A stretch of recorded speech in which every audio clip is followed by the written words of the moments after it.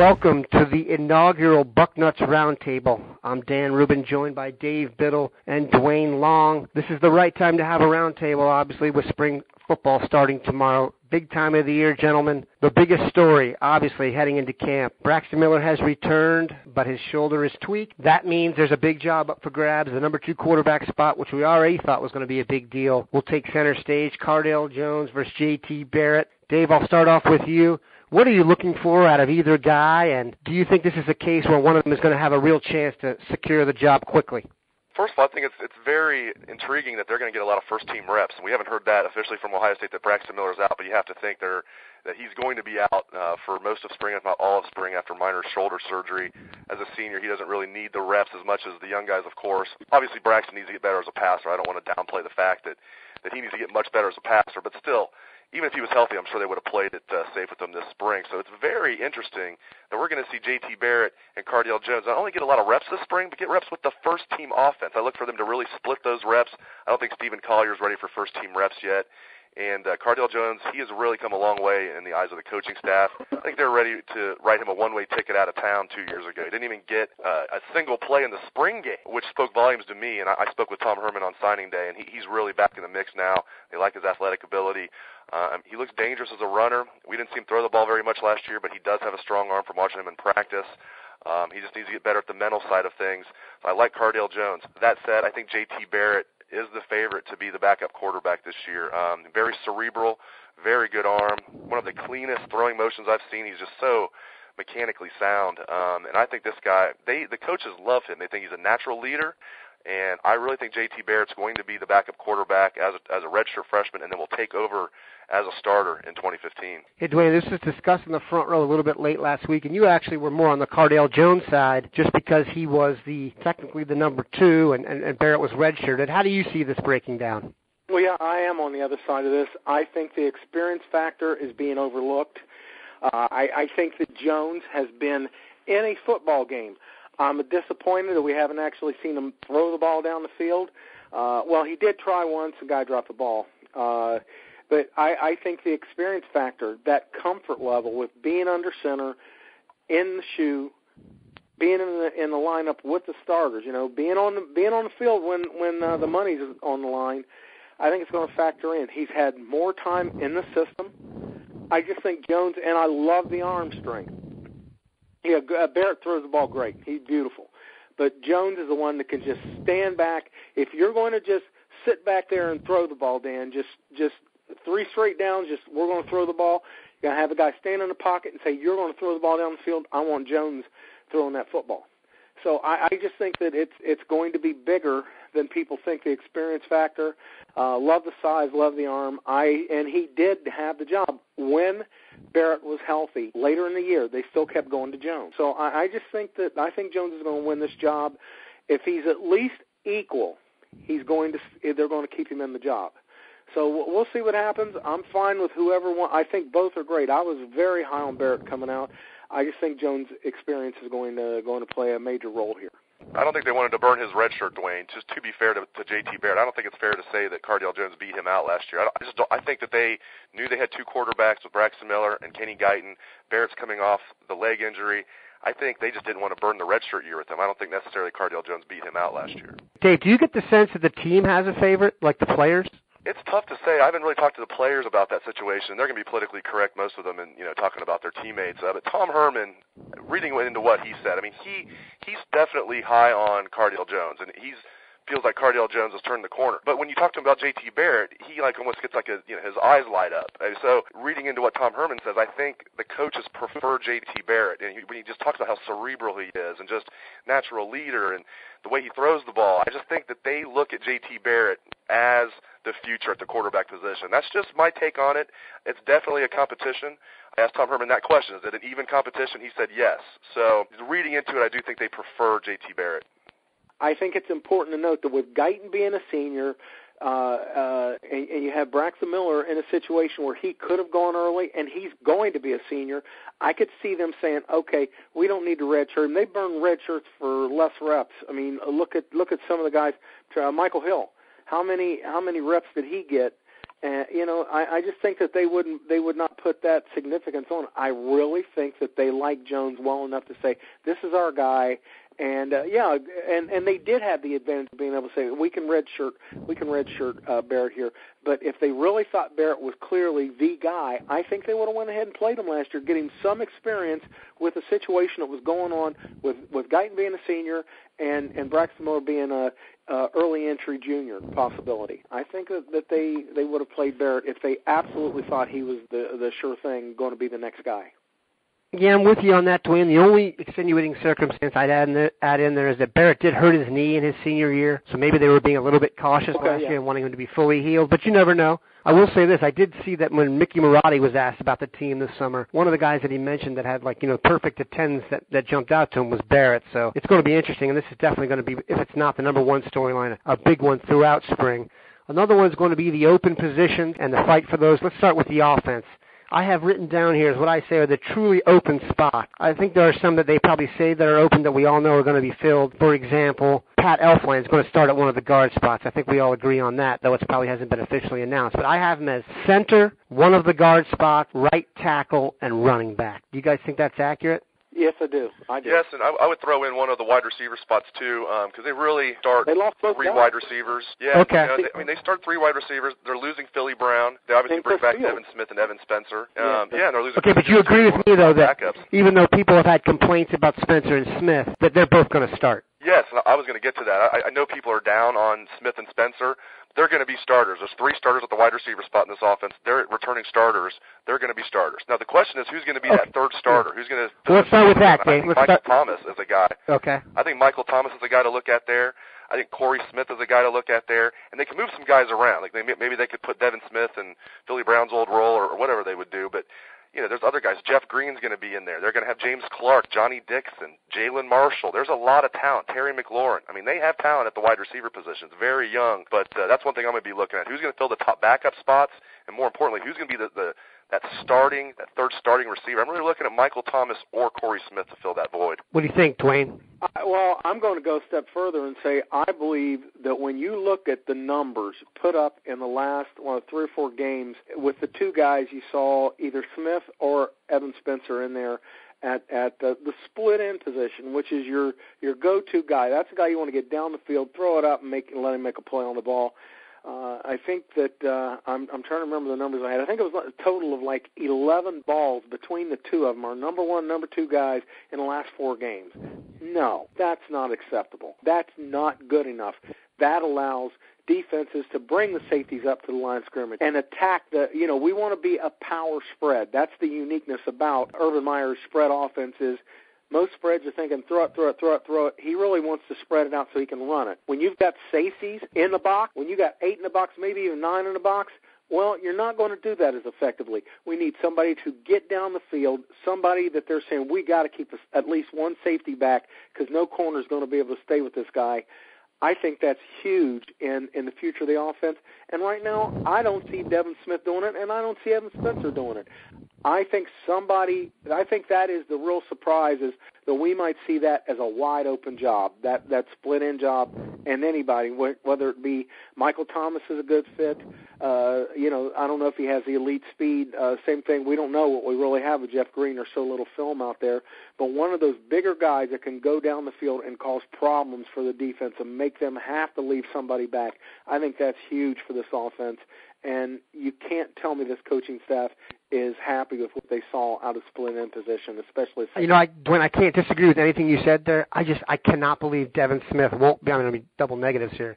I just believe Devin Smith will be a starter. He's gotten so many reps, and the guys behind him are so raw. I just can't see it happening. Dave, do you see that as even a possibility, Dave? I don't. I think Devin Smith is locked in. He's got a long way to go as far as running routes. I mean, we know he can run the 9 route with the best of them.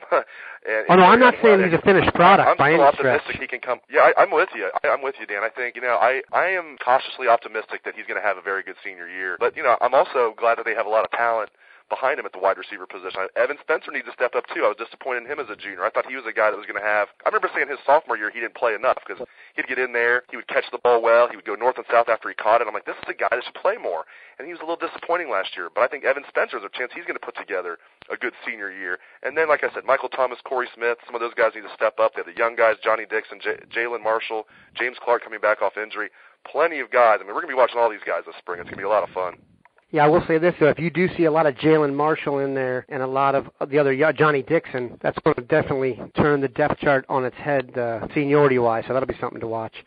Let's go to center. We're hearing it's a Jacoby Boren, Billy Price tussle right now. Duane, how do you see that one working out? Well, again, I'll look at the experience factor of Boren, but I always was a huge fan of Billy Price, one of the better interior guys that can play tackle to tackle on defense, whether nose guard, 3 technique, however you want to line them up, or any of the guard spots, even kick out the right tackle. I thought he had good enough feet and good enough length to play out there. So I'm looking at him. The thing is that he can play several positions. Jacoby Boren is not the biggest guy in the world, and when you put a guy like that in at guard, he's exposed. At center, he's got help on either side. You're not going to see many defenses that want to line up from guard to guard, put 3 down linemen there, and make that guard, cover all three, down in and down out. At center, you can protect him, you can help him, and he's very good. I mean, centers don't have to be the biggest guys in the world. We're seeing guys that are under 300 pounds at the NFL level. He could fit in nicely there, and it opens up the flexibility of the offensive line. Now, if they feel like they've got another guy, a big dude that can step in there at guard, then I could see Price in there for sure at center. Then we got the size and talent in there on the interior of the offensive line. Hey, Dave, right tackle, Darryl Baldwin, who is one of the largest humans in the 614. We're also hearing Evan Lyle, the youngster out of Centerville. Kyle Dodson. Me personally, I was always hoping this would be Kyle Dodson just because he fits the NFL mold so beautifully, but now I hear he's being kicked into guard. So, Dave, where do you see right tackle working out? I think it's Evan Lyle's job, and I know Darryl Baldwin's going to get first crack at it, and I don't have a problem with that. He's a fifth-year senior. Darryl's a very good young man. I spoke with him, really got to interview him for the first time last year because he's a guy that just never brought out for interviews. He finally got some playing time last year as a fourth-year junior, and very intelligent young man, very huge young man, as you mentioned. Yeah, I think he and Chris Carter, wouldn't you agree, probably the biggest 2 guys on the team? Yeah, big in different ways. I mean, Darryl Baldwin's the tallest, and he's got some thickness to him as well. Taylor Decker's right there. Both Darryl Baldwin and Taylor Decker, every bit of 6'7", and Chris Carter, 340. That's the slimmed down version of Chris Carter. So those are big guys. But I think Darryl Baldwin, he's going to get the reps, the first team reps to start the spring. We've seen this before. It doesn't matter the coaching staff. A lot of times seniors will get, we'll call it the spring ball depth chart that's really not going to probably convert into the fall depth chart. But I think Evan Lyle will eventually win the job. I mean, we had a source that spoke with Ed Warner recently, a really, really good source spoke with Ed Warner recently. We had a note in the boarding house last week about this, and Ed Warner says Evan Lyle's the guy. So we'll see what happens. But I think Evan Lyle's going to be the starter. Darryl Baldwin will be a good backup. He can also shift over if there's a problem with Taylor Decker. He can back up the left side as well. It's a good problem to have. But I like the redshirt freshman Evan Lyle to win that job. Okay, gents, it doesn't take a football aficionado to know the major issues Ohio State's facing last year and heading into this year on the defensive side of the ball. Got a new defensive coordinator or co-defensive coordinator, to be politically correct, in Chris Ash. Got a new defensive line coach in Larry Johnson. So personality is likely to change a little bit. From a personnel perspective, okay, here are the ones I have listened out as truly open spots. Cornerback, one of the safety spots, and 2 of the 3 linebacker spots. Am I missing anything? Have I got one in that I shouldn't? What do you think, Dave? I think that's about right. I think if you ask Kerry Combs, he would be very surprised if Duran Grant and Armani Reeves are not the starting corners when they play Navy. I think Eli Apple and Garyon Conley are definitely going to be challenging for a starting role this spring, and certainly the top backup roles. And they'll have Damon Webb and Marshawn Lattimore coming in this fall, and Urban Meyer says neither one of those guys is going to redshirt. But I like Eli Apple and Garyon Conley, and I'm sure if the coaching staff had a do-over, they would have played at least one of those guys last year. They flat out said they redshirted too many guys, and I think Eli Apple's probably one of those guys they were referring to. He enrolled early. Everybody thought he was going to play as a true freshman. So, yeah, to answer your question, Dan, I think that the Armani Reeves cornerback spot is open, and I think if I had to bet, he will win the job, but I think Eli Apple and Garyon Conley are going to be right on his heels. I do think Duran Grant has the other side locked down.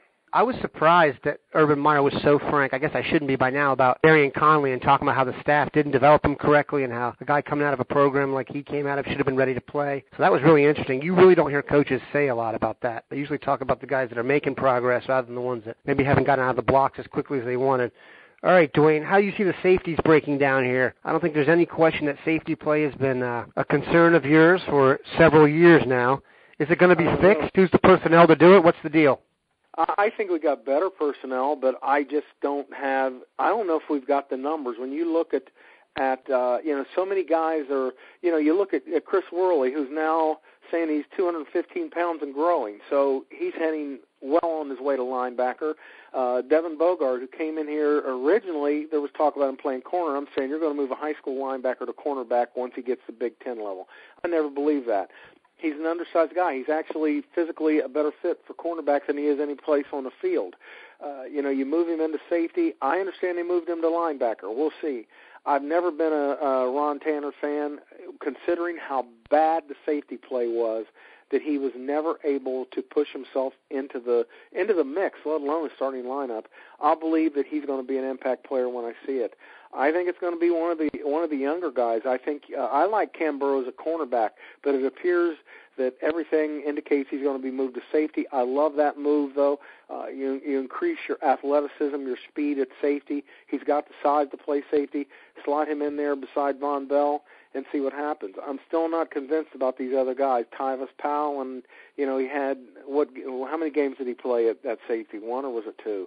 And I didn't see anything, outstanding out of him. I saw the same thing out of him at safety that I saw out of him at the star position, which was he didn't mess up a lot. I didn't see any plays out of him. I didn't see where he made a difference. So, he's been moved around a bit. We'll see about that. I don't like the depth at all. Let's see what we got with Jamie Thompson.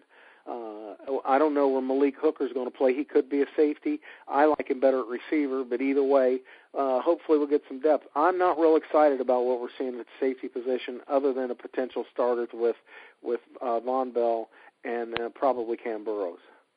All right, Dave, so for the classic 4-3, which means no nickel back, how do you see it? And then when they bring in the nickel? Yeah, it's going to be very interesting. I think Von Bell, when they're in the 4-3, Von Bell will be the starting free safety. I think he will beat out Tyvis Powell. Like Duane, I'm flummoxed that Tyvis Powell played as much as he did last year. He's a very nice young man, and he's athletic, but he doesn't hit. Doesn't make plays. I don't get it at all. He just doesn't seem all that instinctive. You know what I mean? He doesn't make that instinctive play that lets you believe another play is coming afterwards. I don't know if that makes any sense. Right. It does. Absolutely it does. We saw Von Bell make an instinctive play in the Clemson game where he tips the pass from Taj Boyd and then intercepts it. It's like, how did it take 14 games for them to put this guy in the field ahead of Pittsburgh Brown or ahead of Tyvis Powell? So I really like Von Bell at free safety. The question in my mind is who's going to be the strong safety. I'm going to go out on a limb and say Cam Burrows. So I'm picking the guy that was a backup corner last year as a true freshman to be the starting strong safety this year. I will disagree he's with built like a Chris safety, Worley. if you look at... Yeah, he is. He really is. Him. It's a lot like Kirk Coleman. I'm putting a little taller, too. Coleman.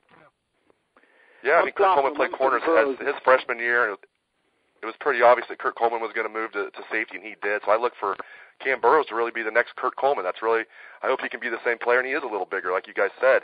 I will disagree with Duane about Chris Worley. I think he's going to challenge for that starting strong safety role, and maybe if he's not the starting, will be the backup. I like him at safety, even if he's 215 pounds.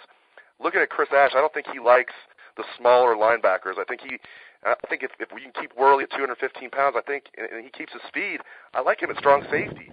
And so I'll go with Cam Burrows as the starter there, Chris Worley as the backup at strong, and then nickelback. One thing we need to keep in mind about nickelback, we're so used to them using a safety. Chris Ash has used corners as nickelback, which a lot of defensive coaches prefer to do. So he doesn't use the nickel as much, but when he does, so Tyvis Powell will be in the mix there, even though he's a safety. But I look for Eli Apple and Garyon Conley. If those guys are not starters at corner, I think those guys will be in the mix at nickelback. Or if Armani Reeves loses his starting job, Armani Reeves could be a good solution as the nickelback. So it's going to be. I like that. I like the idea of putting a corner in there instead of a safety if you're in a passing situation and need a fifth defensive back. Well, I like the idea of, because I just don't know. I catch Reeves all the time peeking. He gets beat so badly because he's staring in the backfield. Yeah, the new term is, and I learned this at the combine, that's bad eye discipline, Duane. Bad eye discipline. You look and you see this guy's head pointed to the backfield and somebody running behind him.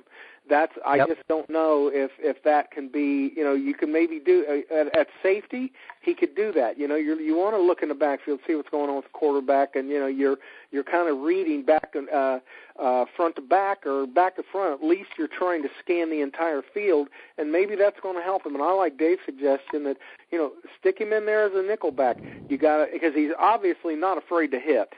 Because one of the reasons why you want to put a safety in that position is you don't want to get that small. You still want a guy that can handle it if somebody runs at him. Reeves is fine. Reeves would fit that role, and I like Conley, who I thought was the best cover man in the state of Ohio that year, and that was the same year Cam Burrows came out. Burrows was the superior athlete, but Garyon Conley just on an island, I thought he was the better guy. And Apple, I think they're going to cause a lot of problems there because Grant has, especially at the end of the year, wow, was he not? He looked pretty good early in the year and even late in the year. Those last couple of games, though, it was like, what happened to you? He got a little stiff. I mean, there's no question. Okay, this to me is the biggest quagmire of a decision here, and that's linebacker. We did the Bucknuts 90 yesterday, and Mark Neal out of Dayton asked me this question. I literally was flummoxed, to use Dave's word from earlier. I really think Josh Perry's obviously going to be the starter. We had heard Perry was injured throughout the year and had a nagging injury and was probably playing when he maybe in an ideal world wouldn't have been. And then in the Orange Bowl, he looked to me like he had a little more spring in his step, so I assume he was a little bit healthier. So we'll pencil in Josh Perry there. The other two spots, I'm going to leave that to you guys. I have a hard time saying with any degree of certainty who's going to start in those other two spots. Dave, you want to take your first? Yeah, I did a piece last week, maybe it was 2 weeks ago now, in Too Deep on our site, breaking down the linebackers. I picked, as you, I think Josh Perry will be the starting strong side linebacker again. I do think Sam Hubbard eventually will be a factor at the Sam linebacker spot, but he's not here for spring. He's not going to get here till the summer, so I think Josh Perry as a junior has that spot locked down. Moving to middle linebacker, it's going to be so fun to watch this spring. Curtis Grant versus Raekwon McMillan, the senior versus the true freshman. Both of them are the number one inside linebacker recruits in the nation, according to the 24/7 Sports Composite, coming out of high school just 3 years apart. I'm torn here, but I picked Curtis Grant to be the starter. I'm going to go with the senior. I'm going to play it safe. I do think Raekwon McMillan, if he doesn't start, is going to play a lot, and they'll rotate, but I do think Curtis Grant will be the starter. He's not very good against the pass, but the guy has proven that he can be a force against the run. Maybe it'll all click for him as a senior. He looks like he's a complete Hulk out there. The guy is just a complete Curtis Grant. Physical specimen. He looks like a superhero. Yeah, that picture they have him last week. Among superheroes, he looks like a superhero. He really does, and if he can stay healthy, the concussions concern me. I think he can have a solid senior year, but I think Raekwon McMillan is going to play a lot. The fact that he's enrolled early is very encouraging. So I'll give Curtis Grant the nod there, but I almost want to go with the tie there. Okay, weak side linebacker replacing Ryan Shazier. I think it's Trey Johnson's job. I think he needed to gain some weight. He's in the process of doing that. I think he will be the starter, but he's going to get pushed by Darren Lee. Darren Lee is a baller. This guy was a good quarterback, safety. They moved him inside the box a little bit in high school, and he was just a complete star, put his team on his back. This guy loves the game, and he's put on a lot of weight, and allegedly has kept his speed, and I think he's going to give Trey Johnson. Dave, I want to comment on that real quick. Yeah, referencing that picture that got around the internet, which is it comes out every now and then after that Harley-Davidson workout. They all stand around and flex in front of the Harley-Davidson. Darren Lee is a beast. He has gained a lot of weight since he got here, and it's turning. He looks like a linebacker now. I think Trey Johnson. I definitely think he's the clear.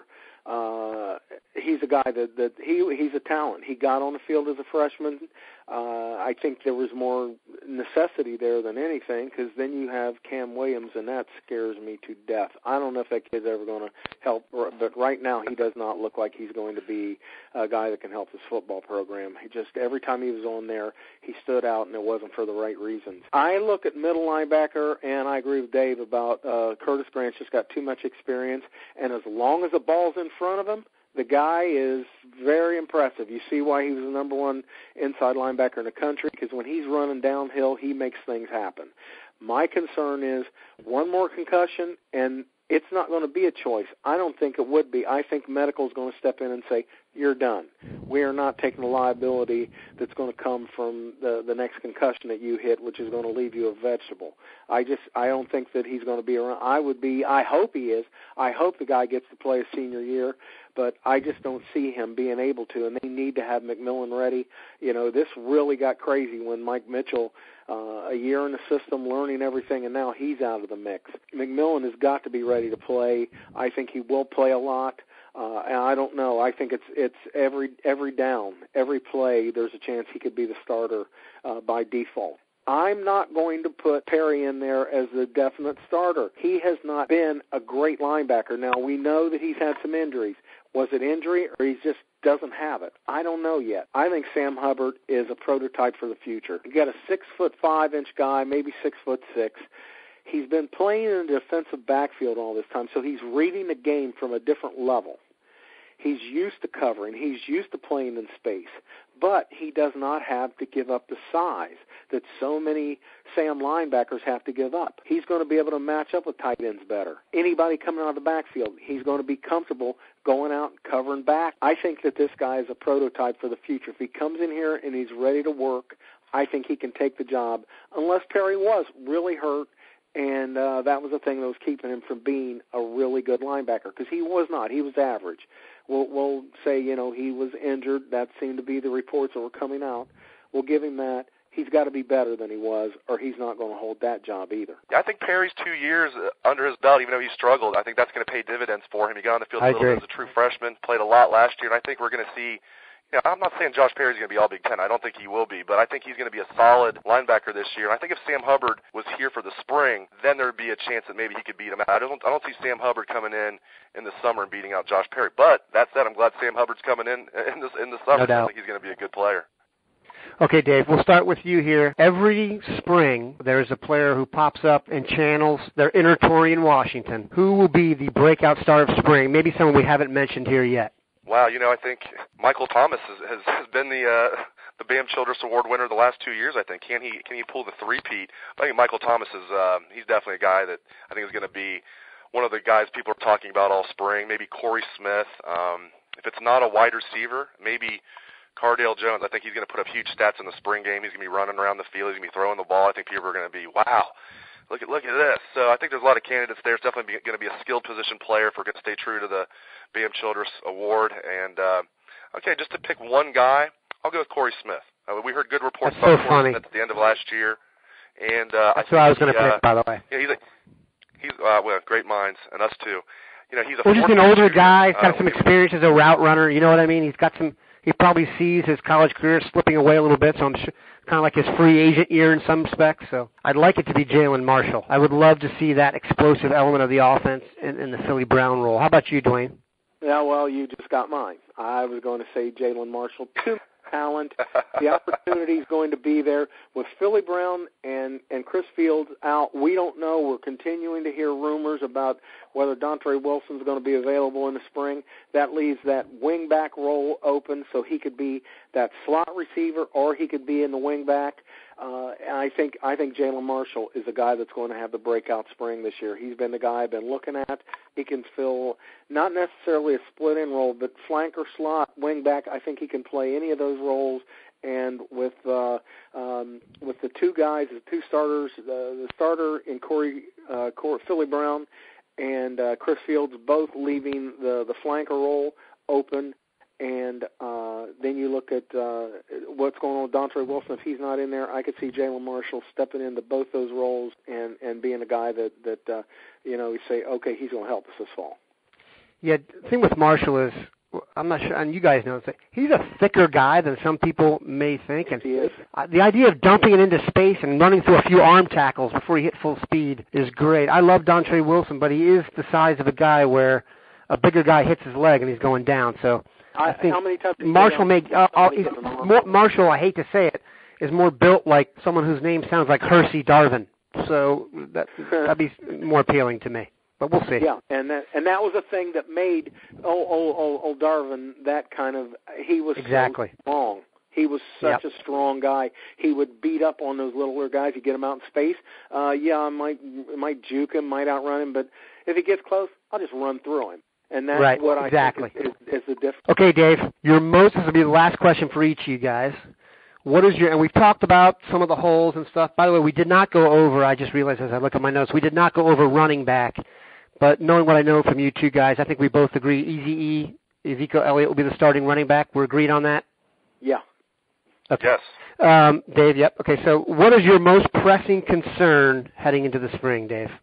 Something that we haven't talked about, obviously, I think my biggest would be middle linebacker, but one that we haven't talked about, I'm going to go with the other guard spot, whichever side Pat Elflein does not start at, and it's really a toss-up. I mean, you're going to go with, I have a guy penciled in right now that has flip-flopped from defensive line to offensive line. Chase Ferris is the starter, and behind him, Joel Hale, a guy that was a defensive tackle, and for his first 3 years in the program, he's just moving over this spring. Demetrius Knox, if he was here for the spring, maybe he'd have a chance to be a starter, be a top backup as a true freshman, but I think that's going to be tough for him. Maybe Billy Price, if Billy Price does not win the starting center job. And I think that's going to be a good battle between Bourne and Price. I do think Bourne's going to win the job. As Duane mentioned earlier, Bourne is just a center. Price can play anywhere other than maybe left tackle. So I think Billy Price is going to be in the running for a starting guard spot if he doesn't win the center job. So there you go. I think Chase Ferris, though, I think, as a fourth-year junior, we have to remember, Chase Ferris gave Taylor Decker a run for his money for the starting right tackle job, if you listen to the coaches last spring. So if he could give Taylor Decker a run for his money at right tackle, I see no reason why Chase Ferris can't slide down to right guard. Duane, biggest concern as we take the field tomorrow? I would stay on Dave's theme, but I would go with right tackle. I don't know. Dave went with Evan Lees, but I'm just not so certain about a guy who never has pass blocked, and suddenly he's going to be asked to do that. It's been something I've heard has been a concern. I think he might be better off at guard, but then who else is going to be out there? I still think the coaches, when they needed to go with a guy off the bench at left tackle, I don't care who it was against, you still have to protect Braxton Miller, because if somebody's coming clean, they're going to knock Braxton Miller into next week. They went with Darryl Baldwin. I just got a gut feeling that Darryl Baldwin at right tackle or even guard is going to help this team. But right tackle is to me the focal point. You've got to set the edges. That is crucial to any running attack and to protecting the quarterback. We need to find a definite right tackle. I had hoped it was going to be a thing. If you had asked me this last year, I would have said keep Decker, who has been on the right side all this time, and that means switching. If you go to the left side, you do everything different. Your first step is with the left foot. First reach is with the left hand. You're completely changing the way you do things, moving from right tackle to left tackle and vice versa. Leave him over there, put Kyle Dotson in. Well, Kyle Dotson is not getting it done, so he may end up a guard. We don't know what we have at right tackle at this point, and you got to fill that. Then you can fill in the guard spots. Really, it's just not that difficult. That's why I'm always talking about tackles. Tackles, guards can't play tackle. So you just take what tackles are not going to be in your too deep at guard and slide them inside and get them in the mix at at right tackle. You take those guys and move them down inside and get them in the mix at guard. So I'm saying we got to solve the right tackle spot. Dave thinks he's got his guy. I'm not so certain about that. I think Baldwin is over there until somebody moves him out. I got a feeling he's going to hold the job. If he can hold it out in left tackle, he can hold it out in right tackle. But filling that job is, to me, the most crucial thing we can do this spring. I'm still not happy with the split ends either. I don't care what anybody says. These guys experience. Well, they didn't do anything with it. That many catches when we really needed it down the stretch. We're trying to win a championship here, and they disappeared. So I think that split end job, it's so crucial to the spread. You spread the field vertically and horizontally. We need a guy that can spread it, and I'm just not so certain it's either one of the guys that we've got 1 and 2 with Spencer and Devin Smith. Guys, tremendous stuff. Once again, spring football does begin tomorrow at the WAC. Practice is open to the media tomorrow starting at 4 o'clock, so you want to be locked in here as Dave and Steve Hellwagon provide you the play-by-play. Coach Meyer's meeting with the media after practice tomorrow. Practice Thursday closed to the media, but you're going to hear from some of the assistant coaches afterwards, most likely Luke Fickle, Ed Warner. Glad to see the guys back out on the field. Keep it locked into Bucknuts, and we'll take care of you. Once again, thanks to Dave, thanks to Duane. This has been the inaugural Bucknuts Roundtable.